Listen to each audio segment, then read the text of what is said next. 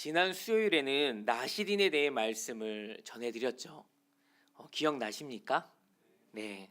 하나님을 섬기는 그 일이 특정 사람들에게만 주어진 것이 아니라 남자든 여자든 하나님을 섬기기를 원하는 그 마음이 생기게 되면 서약을 통해서 일정 기간 동안 그 서약을 지킬 수도 있고 또 평생을 할 수도 있습니다. 자, 그렇다면 나실인과 또 이스라엘 백성들 그 관계 속에서 서로 간에 그 주는 영향력은 어느 정도나 됐을까라는 것인데요. 아모스 선지자가 타락한 이스라엘 백성들에게 선포한 말씀입니다. 아모스 2장 11절과 12절 말씀인데요. 또 너희 아들 중에서 선지자를 너희 청년 중에서 나실인을 일으켰나니 이스라엘 자손들아 과연 그렇지 아니하냐 이는 여호와의 말씀이니라. 그러나 너희가 나실 사람으로 포도주를 마시게 하며 또 선지자에게 명령하여 예언하지 말라 하였느니라. 아모스 선지자가 있을 그 당시에 이스라엘은 선지자를 예언하지 못하게 하고 또 나실인에게는 그 서약을 하지 못하도록 그렇게 말하고 있습니다. 지금 이 상황은 썩어도 너무나도 썩은 상태입니다.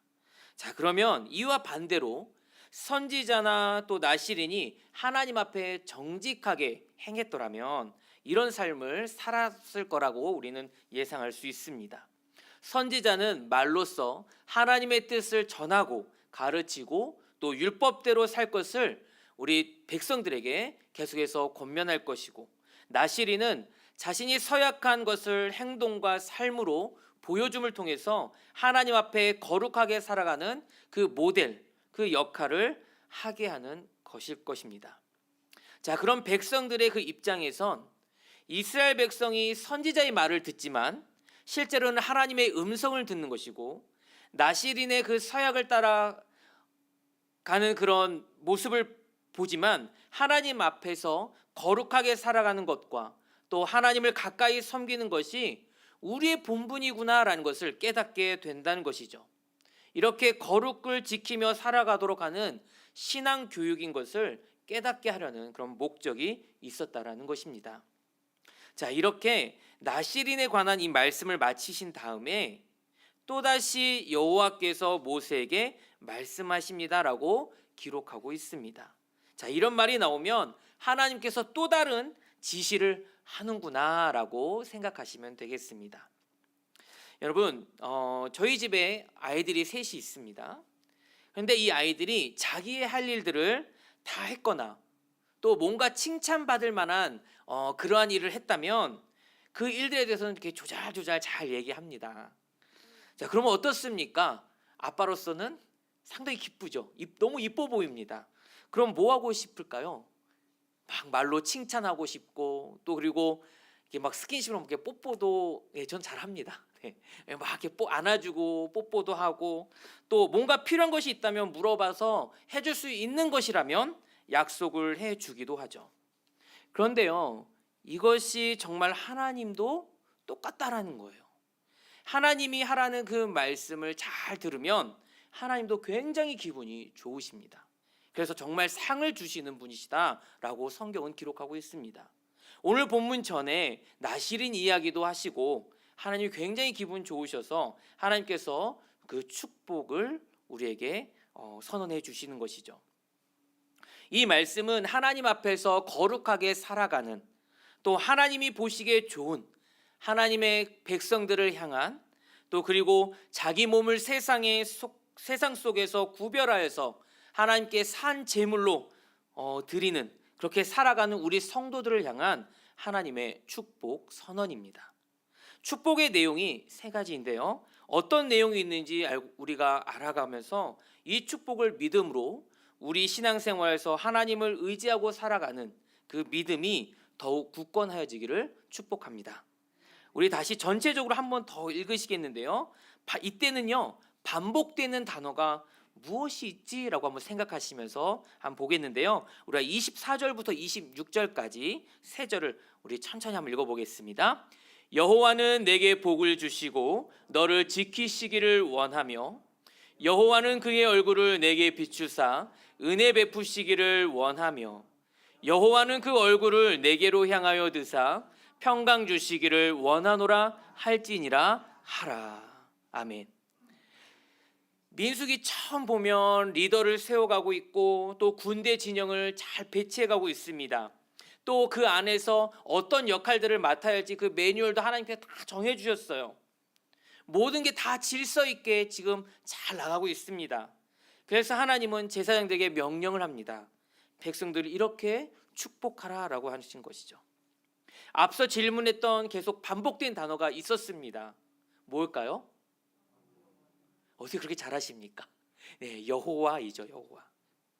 3번을 반복했습니다. 3번을 반복했다라는 것은 하나님의 뜻이 지금 강조되길 바라는 그런 것일 텐데요. 지금 누가 복을 주신다고 하는 것이죠? 네, 여호와. 제사장이 아니라 여호와 하나님께서 복을 주신다라는 거예요. 이것을 잊지 말라라는 것입니다. 여호와가 누가 축복을 주시는가? 여호와께서, 하나님께서 주신다라는 것을, 이것을 잊지 말라고 3번이나 강조했다는 것을 꼭 기억하시기 바랍니다. 그런데 그럼에도 불구하고 사람들이 어떻게 합니까? 사람이 주는 줄 알아요. 저 사람한테 가면 내가 축복받는 줄 압니다. 저 사람한테 가서 기도받으면 몸이 나을 것 같아요. 이런 거죠. 저 사람한테는 어쩐지 영적 능력이 느껴지는 것 같아. 저 사람이 더 복을 많이 줄 수 있을 것 같아. 아닙니다. 천만의 말씀입니다. 하나님이 너무 슬퍼하세요. 그분들은 다 도구이고 통로일 뿐이라는 것을 꼭 기억하시기 바랍니다. 마찬가지로 제사장도 조심해야 합니다. 제사장을 통해서 축복을 흘려보내시지만 본인이 준다라고 착각을 하면 안 된다라는 거예요. 다시 하나님 말씀을 정리하면 누구를 통해 하나님의 축복이 흘러가도록 선포하게 하셨습니까? 오늘 말씀에 보면 제사장을 통해서 흘러가게 합니다. 그렇게 제사장이 선포했지만 축복을 정말 진짜로 주시는 분은 누구라고요? 예, 하나님이시라는 거예요. 좋습니다. 자, 그러면 하나님께서 어떤 내용으로 우리를 축복하셨는지를 한번 보도록 하겠습니다. 그 첫 번째는 무엇이냐? 복주심과 보호입니다. 24절입니다. 여호와는 내게 복을 주시고 너를 지키시기를 원하며. 하나님은 어떤 분이신가요? 우리에게 복을 주시기를 원하시는 분이십니다. 자, 그러면 이 복은 어떤 복인가? 우리가 민수기를 배경으로 살았던 이스라엘 백성들, 이 사람들에게는 출애굽을 떼어놓을래야 떼어놓을 수 없는 그런 사람들이죠. 출애굽을 생각해 보게 되면 이스라엘을 향한 복의 내용은 구원입니다. 그리고 이 구원의 근거가 되는 언약과 또 그 언약 안에서 하나님께서 약속하신 것들, 이런 것들을 성취하시는 그 모든 은혜가 하나님의 복이다라는 것입니다. 하나님의 백성에게 주시는 복은 결국 아브라함 언약에 대해서 성실하게 성취하시는 그 모든 것을 얘기하고 있습니다. 내가 너희의 하나님이 되고 너희는 내 백성이 되리라 라는 말씀입니다. 이스라엘에게는 하나님의 다스림을 받는 나라가 되는 것이 가장 큰 축복인 줄 믿습니다. 그런 것처럼 우리에게도 하나님의 다스림을 받는 교회 공동체, 하나님의 다스림을 받는 가정, 또 하나님의 다스림을 받는 우리 성도가 되어야 하는 것이죠. 하나님이 나의 하나님이 되시고 우리는 하나님의 백성이 되는 복, 우리가 흔하게 사용하는 말 있잖아요. 이거면 다 끝나, 완전하다라는 것이죠. 하나님이 나의 하나님이 되신 것을 믿는다, 이것이 다 이제 완전히 끝난 겁니다. 그런데 하나님의 백성이 되면 이러이러한 복이 있을 거야 라고 더 자세하게 지금 얘기해 주고 있는 거예요. 확 와닿게, 마치 어린아이들에게 얘기하듯이 그렇게 그 복을 얘기해 주고 있습니다. 그 내용에 지키시기를 원한다라고 했어요. 무엇으로부터 보존하시고 지키시고 망아내신다라는 뜻일까요? 그것은 눈에 보이는 그 대적들, 그렇죠? 당장에 우리 출애굽한 이 백성들에게 눈에 보이는 대적들이 있지 않습니까? 눈에 보이는 대적들, 또 여러 시험과 환난들, 또 근본적으로는 죄와 또 원수 된 마귀로부터 보존하시고 또 하나님께서 지켜주시고 그 모든 공격을 내가 막아줄 것이다라는 것을 약속해 준 것입니다. 그러므로 하나님께서 우리의 방패, 피난처, 보호자, 또 피할 바위, 요새, 산성이 되신다는 그 말씀들에는 바로 이런 하나님의 축복들이 그 말씀 안에 깃들여져 있다라는 것입니다. 우리가 시편 18편 2절 말씀인데요, 잘 아시는 말씀입니다. 우리 함께 한번 말씀을 같이 함께 읽어보겠습니다. 여호와는 나의 반석이시요 나의 요새시요 나를 건지시는 이시요 나의 하나님이시요 내가 그 안에 피할 나의 바위시요 나의 방패시요 나의 구원의 뿌리시요 나의 산성이시로다. 아멘. 그래서 정말 이건 잊지 말았으면 좋겠어요. 어느 상황이든지 우리 사랑하는 성도 여러분, 걱정하지 마시기 바랍니다. 하나님이 정말 지켜주십니다. 현실이 더 커 보이는 것은 사실입니다. 또 당장의 그 고난 앞에 우리의 마음이 위축되는 것, 그것도 사실이에요. 힘든 것이 사실이죠. 이때 나를 잊어버리셨겠지. 내가 지금 코너에 몰려 있는데, 내가 지금 거기에 있는데 지금 나 아마 못 보실 거야. 저와 여러분이 홀로 우울하게 불을 끄고 있을 때, 나는 왜 이렇게 일이 안 풀릴까? 라고 울고 있을 때에 하나님께서는요, 그렇지 않아. 내가 널 지금 보고 있어. 내가 너 지금 지켜보고 있어. 그리고 지키고 있다. 여기서 함께 나가자라고 하는 것이죠. 하나님이 함께 해주신다는 것을 우리 꼭 믿으시길 주님의 이름으로 축복합니다. 정말로 하나님이 다 보고 계시고요, 저와 여러분을 지켜주십니다. 그 믿음으로 일어서기를 소망합니다. 여러분, 그래야 용기를 얻고 힘을 얻어서요, 더욱 담대하게 그리스도의 길을 걸어가는 우리를 보시고 하나님이 더 크게 기뻐하시는 줄 믿습니다. 자, 두 번째는 무엇이냐면 은혜입니다. 25절을 한번 읽어보겠습니다. 여호와는 그의 얼굴을 내게 비추사 은혜 베푸시기를 원하며. 아멘. 여러분, 은혜라는 것은요, 내가 받을 자격이 없는데 주는 거예요. 내가 받을 자격이 없는 거예요. 그렇기 때문에 이 말이 너무 좋은 것 아닙니까? 내가 자격이 있어 받는 것은 내가 소득으로 버는 거예요. 내가 얻는 거예요. 근데 이건 내가 가장 자격이 없다고 느껴질 때 하나님이 주시는 게 은혜라는 것입니다. 비참한 사람들에게 값없이 베푸시는 그 하나님의 선하심과 사랑이 바로 은혜인 겁니다.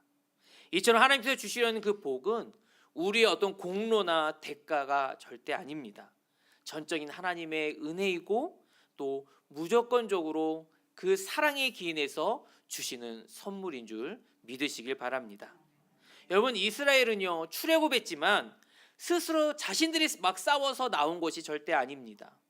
하나님의 능력으로 건져냄을 받았죠. 또 이제 앞으로 걸어가야 할 그 광야에서 살아갈 수도 있는 그 힘은 스스로 곡식을 거둬들였기 때문이 아니라 만나와 메추라기로 하나님께서 먹이시고 또 반석에서 물을 내셔서 생명을 주시는 그 하나님의 은혜 때문이라는 것을 우리는 말씀을 통해 볼 수 있습니다. 또 전쟁에서 승리한 것도 군사력 때문이 아니었습니다. 아말렉과의 그 전쟁에서 모세가 팔을 들고 있느냐 또 내리느냐, 그때 그 승패의 결정이 되었었죠. 그러므로 이스라엘 백성들이 항상 바라볼 것은 하나님뿐이란 것을 기억하셔야 합니다. 주님의 얼굴을 바라본다라는 것은 하나님이 보시기에 우리가 정직하게 행동하는 것과 또 하나님의 얼굴을 보기에 부끄럽지 않는 그 삶을 사는 그 순종의 삶일 것입니다. 자, 여기까지 다시 한번 우리가 복습해 보면, 첫 번째가 복을 주시는데 보호하심과 지켜주심을 우리에게 복을 허락하여 주셨고, 두 번째가 뭐라고요? 은혜였습니다. 자, 세 번째로는요, 평강입니다. 우리 26절 말씀을 보겠습니다. 여호와는 그 얼굴을 내게로 향하여 드사 평강 주시기를 원하노라 할지니라 하라. 아멘. 내가 그 얼굴을 내게로 향하여, 우리에게로 향하여라는 말이 평강, 샬롬이에요.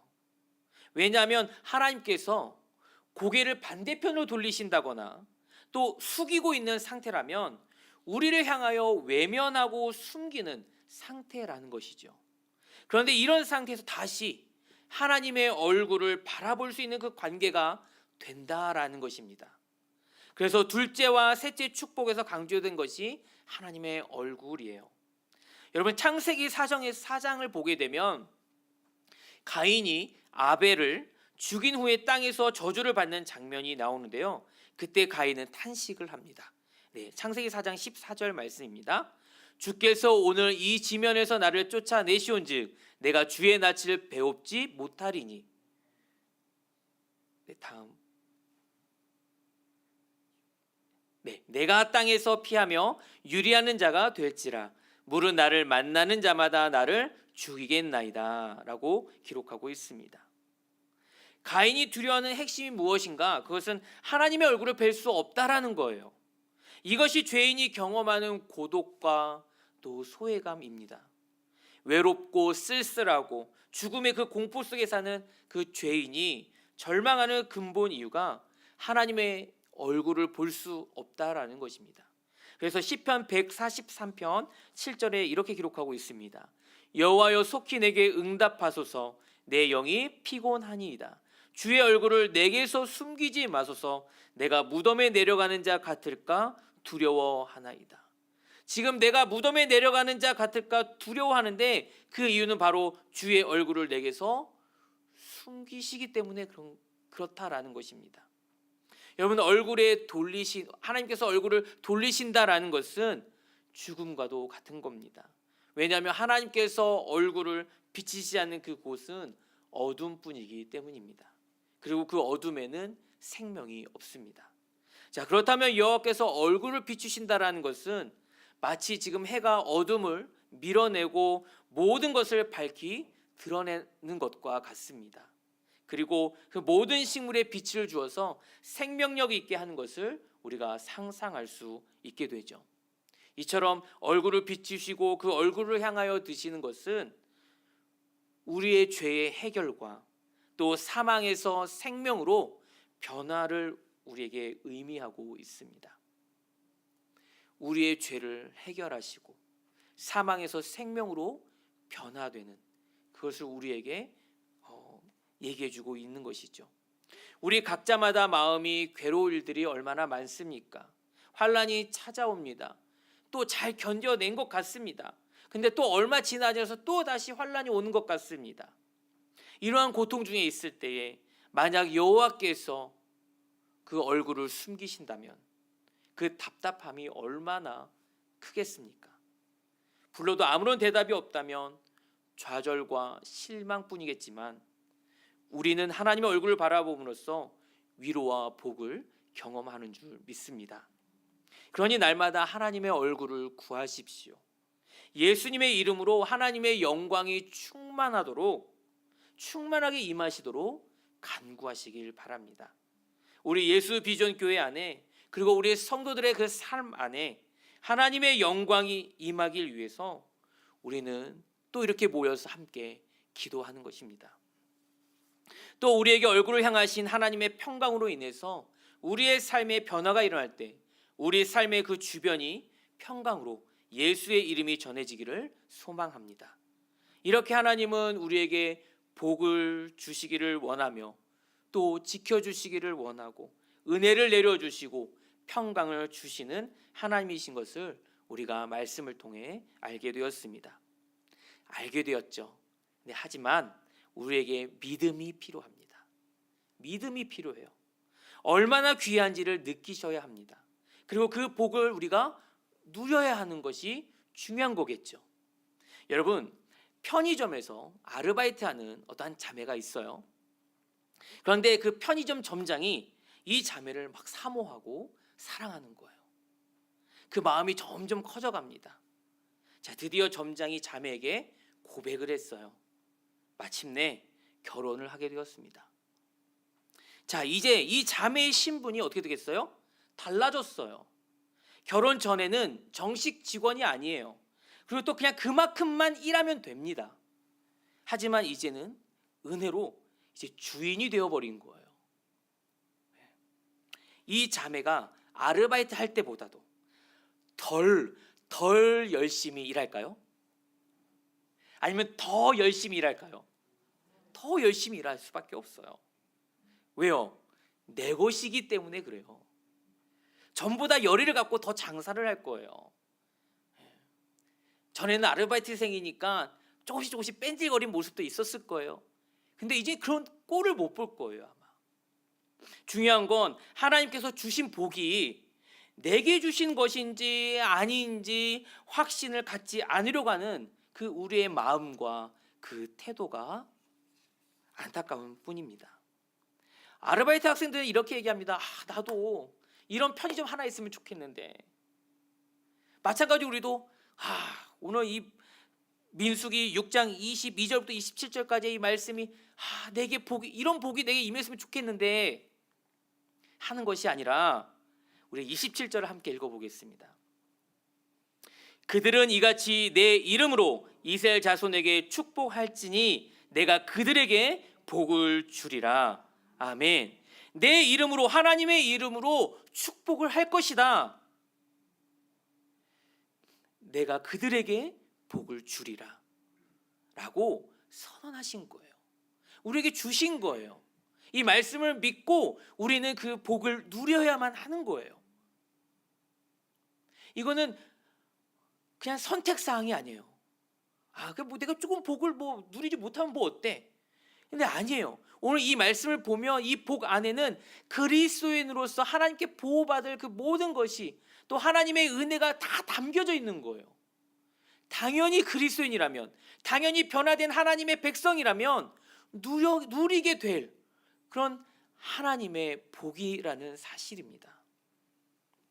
하나님이 나의 하나님 되심을 믿는다면, 아버지이심을 믿는다면 우리를 이러한 복을 누리도록 양육하실 것을 우리는 꼭 신뢰해야 합니다.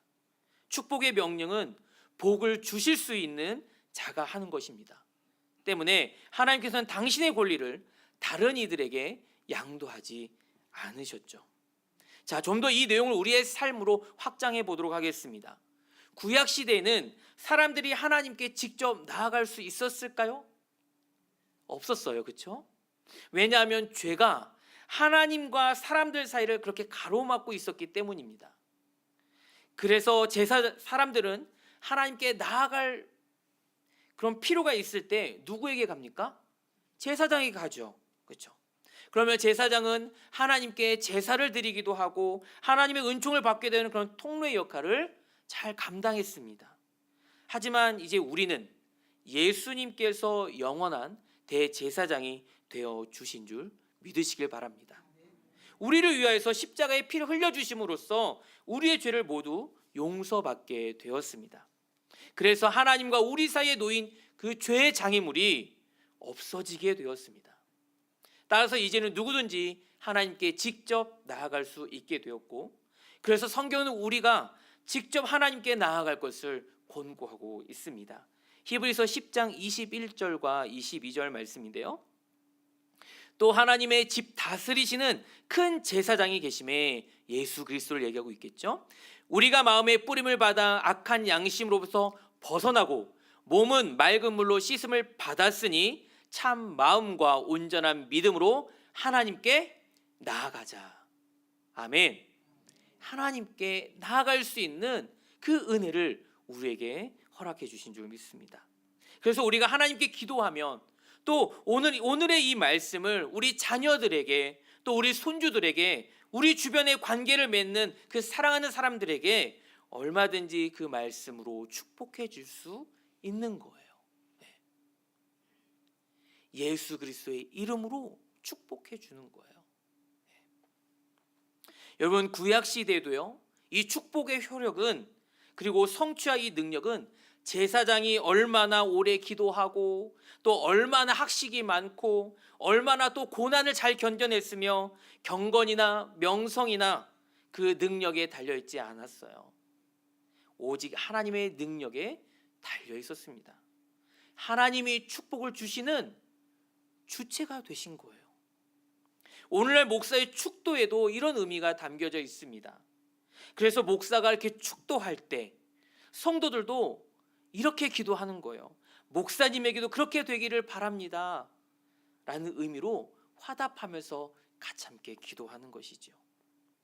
축도는 목사의 권리라기보다는 예배를 인도하는 그 사람으로서 성경이 명령하는 대로 하나님의 말씀으로 축복을 선언한 것뿐입니다. 목사에게 능력이 있어서가 아니라 하나님의 말씀을 그냥 그대로 순종하며 축복을 선언한 것뿐이죠. 실제로 축복하시는 분이 누구시라고요? 네, 하나님이세요. 성부, 성자, 성령 삼위일체 하나님인 줄 믿습니다. 말씀을 맺습니다. 경건하게 사는 자를 향한 하나님의 축복의 의미가 뭔가? 그것은 하나님이 나의 하나님이 되시고 나의 아버지 되심을 바라면서 그분의 뜻에 순종하는 것을 즐거워하는 그 사람들에게 하나님께서 축복하시는 그 주체로서 우리의 삶에서 관계를 맺으실 것을 우리에게 확인시켜 주시는 그 하나님의 크신 능력일 거라고 저는 생각이 되어집니다. 이 축복의 말씀을 신뢰하며 예수님의 이름을 구하십시오. 그리고 내가 사랑하는 사람이든지 심지어 나를 핍박하는 사람들에게도 하나님의 복을 전하는 통로가 되어 주시길, 또 예수 비전 교회와 우리 성도들의 그런 아름다운 신앙의 모습이 이어지기를 주님의 이름으로 축원합니다.